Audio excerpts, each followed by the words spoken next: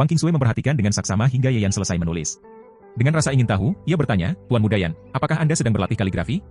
Ye Yan tersenyum tipis dan menggeleng. Aku sedang membuat jimat. Jimat? Mata Wang Qingsui membelalak penuh ketertarikan. Sebagai cucu Wang Tong, ia tentu paham betapa berharganya seni pembuatan jimat. Talisman Dao, seperti Dan Dao dan Formation Dao, adalah seni yang sangat sulit dan langka. Jimat dibuat dengan memanfaatkan kesadaran untuk mengendalikan kekuatan langit dan bumi, menguncinya dalam lembaran jimat, lalu melepaskannya sebagai serangan ketika dibutuhkan. Namun, untuk menulis jimat, seseorang harus minimal berada di ranah Xiantian dan memiliki bahan khusus seperti kulit dan darah monster sebagai media. Tapi Ye Yan? Ia hanya menggunakan kertas dan tinta biasa. Tidak mungkin berhasil, gumam Wang Qingsui dalam hati, tetapi rasa ingin tahunya membuatnya tetap memperhatikan. Ye Yan membawa jimat yang baru ia tulis ke lapangan latihan, lalu meminta Wang Qingsui membawa sebuah batu besar. Gadis itu mengerucutkan bibir, sedikit menggerutu karena sudah bertugas membawa teh dan air, tetapi tetap menuruti permintaan Ye Yan. Setelah batu besar diletakkan di tempat, Ye Yan mengangkat jimatnya, lalu menggerakkan jarinya. Dalam sekejap, kertas jimat itu terbakar sendiri. Kesadarannya membangkitkan hukum langit dan bumi, menarik energi petir yang menggelegar turun dari langit. Boom! Kilatan petir menyambar batu besar itu dengan kekuatan luar biasa. Ye Yan tersenyum puas dan berjalan ke arah pecahan batu.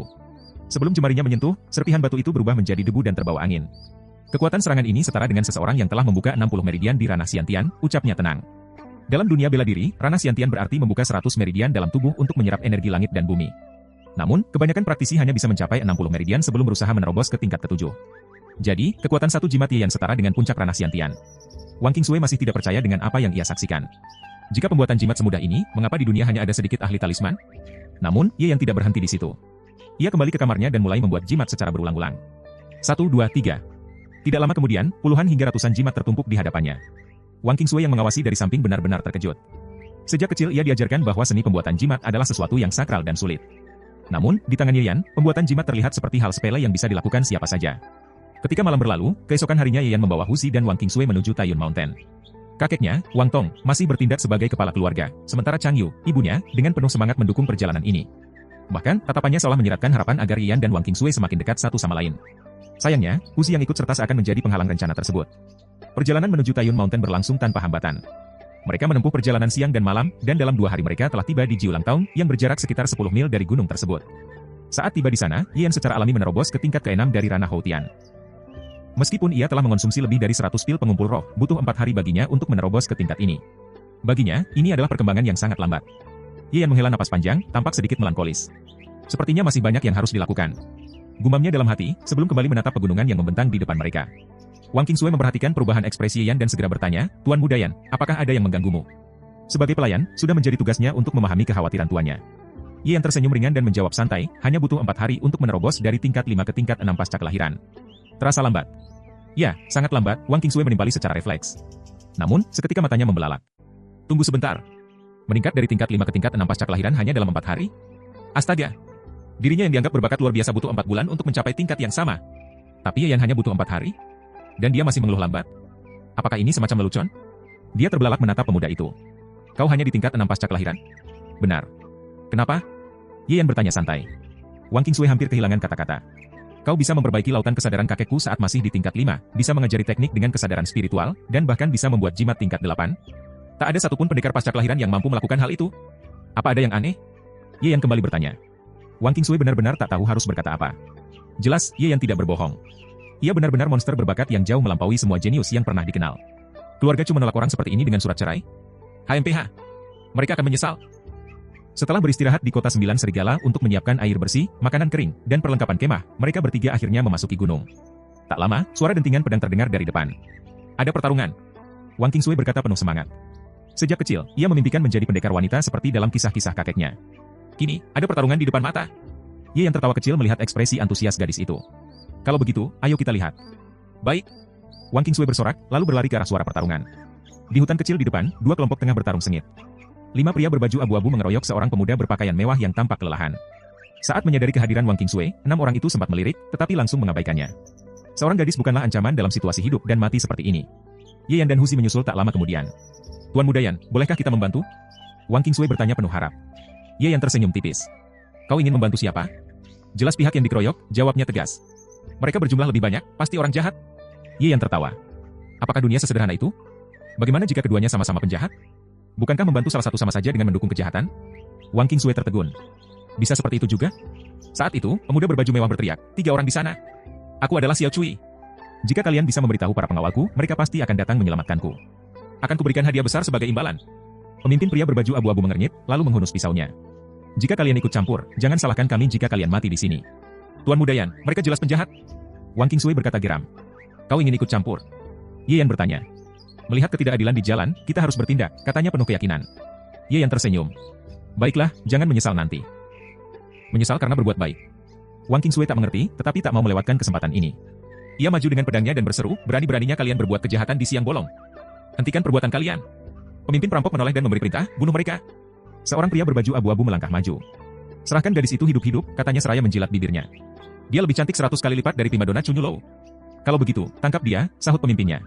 Pria bernama Xiao Liuzi menyeringai, memainkan pisaunya sambil berkata mesum, manis, letakkan pedangmu. Aku tak ingin melukaimu. Sayang kalau kulit mulusmu ini robek oleh pisauku, lebih baik kita bersenang-senang. Ia bahkan mengusap selangkangannya dengan ekspresi cabul. Namun, Wang Qingsui langsung tersulut amarah. Tanpa basa-basi, ia mengayunkan pedangnya. Xiao Liuzi terkekeh dan mengangkat pisaunya untuk menangkis. Brengsek, gadis bodoh. Berani mengadu senjata dengannya. Bukankah pedang lebih ringan dari pisau? Gadis ini pasti hanya tahu teknik dasar. Ding. Bunga api berhamburan. Sekejap kemudian, wajah Xiao Liuzi berubah drastis.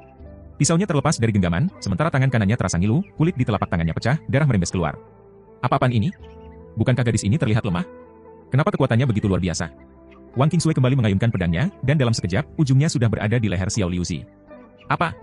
Bukan hanya keempat pria berbaju abu yang terkejut, bahkan Xiao Cui pun tak bisa mempercayai apa yang baru saja terjadi. Nona, bunuh dia, teriaknya. Namun, Wang Qingsui, yang belum pernah benar-benar bertarung sampai titik membunuh, hanya menggertakkan giginya tanpa bergerak. Xiao Cui segera menambahkan, mereka ini perampok keji. Tidak tahu sudah berapa banyak orang yang mereka culik dan wanita yang mereka nodai. Membunuhnya berarti menegakkan keadilan. Mengingat kata-kata cabul Xiao Liuzi sebelumnya, Wang Qingsui memang merasa marah, tetapi tetap belum cukup untuk membuatnya menebas seseorang. Serang mereka semua, teriak pemimpin perampok, memimpin serangan ke arah Wang Qingsui. Mengetahui dirinya dalam bahaya, Wang Qingsui segera menendang Xiao Liuzi hingga terpelanting, lalu bersiap dengan pedangnya. Ding! Ding! Ding! Bang! Bang! Bang! Hanya dalam 4 serangan pedang dan 4 tendangan, Wang Qingsui berhasil melucuti semua senjata musuh dan membuat mereka terkapar. Dalam sekejap, para perampok tak berdaya. Kuat sekali. Xiao Cui menghela napas lega. Para perampok ini terkenal karena kekejamannya. Mereka menculik orang kaya untuk mendapatkan tebusan, tetapi tetap membunuh korbannya dengan keji. Lelaki akan kehilangan tangan atau matanya, sementara wanita akan mengalami nasib yang lebih buruk. Terima kasih, Nona. Xiao Cui buru-buru membungkuk memberi hormat. Ketika melihat ketidakadilan, kita harus bertindak. Ini bukan masalah besar, kata Wang Qingsui, mencoba bersikap acuh tak acuh, meskipun jelas terlihat bangga. Bagi Xiao Cui, gadis ini bukan hanya cantik luar biasa, tetapi juga murni seperti kertas putih. Ditambah dengan kekuatan dan keberaniannya, ia seperti bidadari yang turun dari surga. Namun, kegembiraannya tak berlangsung lama. Tuan Muda! Terdengar teriakan dari kejauhan, lalu sekelompok besar orang berlari mendekat.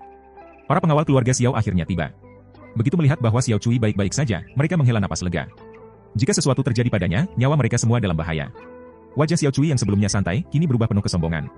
Dengan suara keras, ia berkata, aku hanya berjalan-jalan sebentar, tetapi malah diserang oleh para bandit. Jika bukan karena nona ini, aku pasti sudah mati. Para pengawalnya diam, tetapi dalam hati mereka mendengus. Tuan Muda, Anda sendiri yang mengikuti seorang wanita ke tempat terpencil ini dan melarang kami mendekat. Xiao Cui kembali menatap Wang Qingsui dan tersenyum penuh pesona. Nona, siapa namamu? Kita hanya bertemu sebentar, tidak perlu tahu namaku, jawab Wang Qingsui, berbalik untuk pergi. Namun, sebelum mereka bisa melangkah jauh, Xiao Cui mengangkat tangannya. Hentikan mereka. Para pengawal langsung mengepung Ye Yan dan kedua temannya.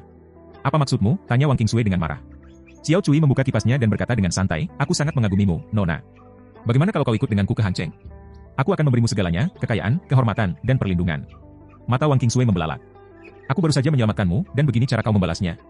Justru karena kau menyelamatkanku, aku ingin menikahimu, kata Xiao Cui dengan percaya diri. Menjadi wanitaku adalah anugerah. Banyak yang akan iri padamu.